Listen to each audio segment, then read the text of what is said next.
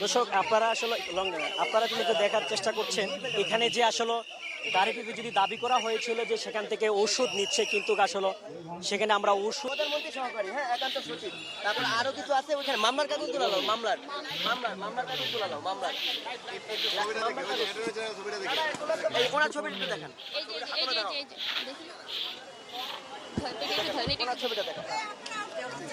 Outlook Byron, এটা চলুন, এটা